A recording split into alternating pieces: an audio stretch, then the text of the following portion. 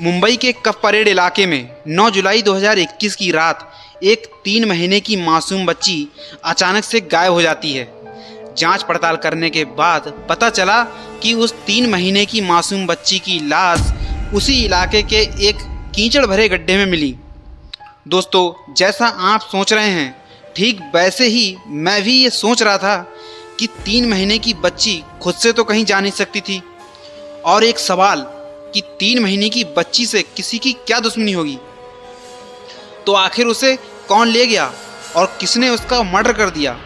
चलिए जानते हैं उस मासूम बच्ची की दिल दहला देने वाली कहानी को, और ये भी जानते हैं कि किस मूर्ख प्राणी ने उस बच्ची को मार डाला और क्यों। दोस्तों, आप सभी से एक रिक्वेस्ट है कि आप इस कहानी को इमेजिन करके सुनें, ताकि आप इस कहानी को महसूस कर सकें और उस बच्ची का दर्द भी समझ सकें। Hello everyone, my name is Bhim और आप सभी का इमेजिन करो चैनल पर स्वागत है। इस कहानी को बच्ची के जन्म दिवस से शुरू करते हैं। दक्षिण मुंबई में कफ परेड इलाके में डॉक्टर बाबा साहेब अम्बेडकर नगर में एक स्लम एरिया है। इसमें एक ड्राइवर सचिन चितकोटे अपने परिवार के साथ रहता है। 10 अप्रैल 2021 में उसके घर बेटी पैदा हुई थी। 3 महीने बाद 8 जुलाई 2021 को बच्ची का नामकरण होता है। और जब ये बात इलाके में रह रहे कन्हैया उर्फ कन्नू नाम के किन्नर को पता चलती है तो वह सीधा बच्ची के घर पहुंच जाता है और उसके माता पिता से कहता है एक नारियल, एक साड़ी और 1100 रुपये दें। दोस्तों, जैसा कि हम सभी को पता है उस टाइम लॉकडाउन था, काम धंधा सभी का रुका हुआ था, जिसके चलते बच्ची के घरवाले कन्हैया और कन्नू से कहते हैं कि हमारे पास इतने पैसे नहीं हैं, हम नेक के तौर पे थोड़े पैसे दे सकते हैं। इतने में कन्नू मुंह मांगे पैसे ना मिलने से गुस्सा हो जाता है और उनके घर लड़ाई झगड़े शुरू कर देता है। और वो जाते जाते बच्ची के घरवालों को धमकी दे जाता है कि 5 से 6 दिन के अंदर तुम्हारे घर में कोहराम मचेगा।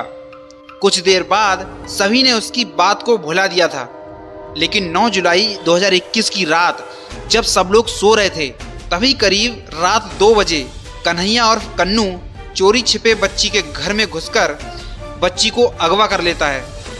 कुछ देर बाद जब बच्ची की मां अपनी बेटी को बेडरूम से गायब पाती है तो वह जोर जोर से चिल्लाने लगती है और फिर पूरा परिवार जाग जाता है। और जब बच्ची के गायब होने की बात सब लोगों को पता चलती है तो उनके पैरों तले जमीन खिसक जाती है। फिर सब लोग बच्ची को कफ परेड इलाके में ढूंढते हैं।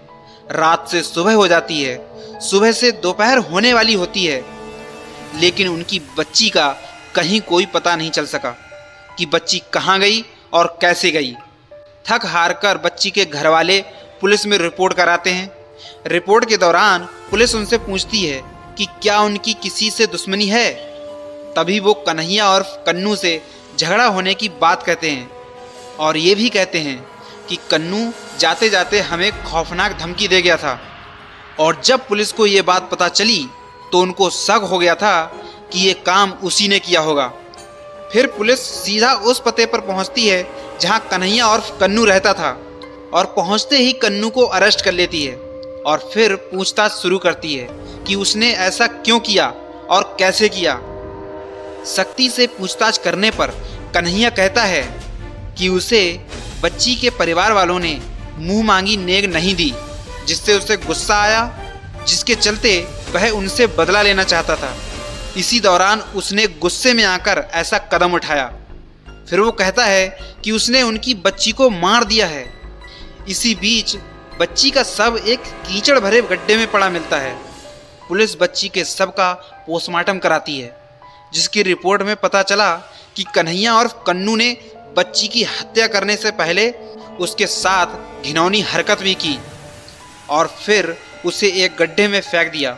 दोस्तों, रिपोर्ट के मुताबिक कन्हैया और कन्नू एक किन्नर नहीं था, बल्कि एक ट्रांसजेंडर था।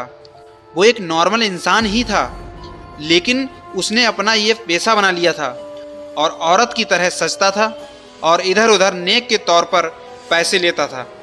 पुलिस को उसने बताया कि उसने ये कदम इसलिए भी उठाया ताकि वहाँ रह रहे सभी लोगों के मन में उसके नाम की दहशत बैठ जाए और जब भी किसी शुभ मौके पर वह किसी के घर नेग लेने जाए तो उसे मुंह मांगी नेग मिल जाए। लेकिन कन्हैया का ये प्लान उसकी ज़िंदगी का आखिरी दिन बन गया और फिर 26 फरवरी 2024 को मुंबई सेशन कोर्ट ने 24 साल के कन्हैया और कन्नू को बच्ची के साथ घिनौनी हरकत करने और उसकी हत्या करने के जुर्म में उसे फांसी की सज़ा सुनाई। दोस्तों, भारत का ये पहला केस है जिसमें किसी ट्रांसजेंडर को फांसी की सज़ा सुनाई गई, जो कि बिल्कुल सही भी है। दोस्तों, हिंदू मान्यताओं के अनुसार किन्नरों की दुआओं में बहुत असर होता है।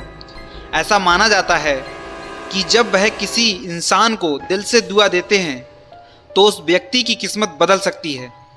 ऐसे में कन्हैया और कन्नू का किन्नर के रूप में रहना बिल्कुल माफ़ी के लायक नहीं है। और हाँ, जिन लोगों को ज़्यादा गुस्सा आता है उनको मैं बताना चाहूँगा कि अपने गुस्से को काबू करने की सोचा करो, क्योंकि हमारा मन गुस्से में आकर हमसे क्या करा सकता है कुछ कहा नहीं जा सकता। क्योंकि जिस तरह कन्हैया ने गुस्से में आकर ऐसा घिनौना कदम उठाया, मैं नहीं चाहता कि कोई इसे दोहराए।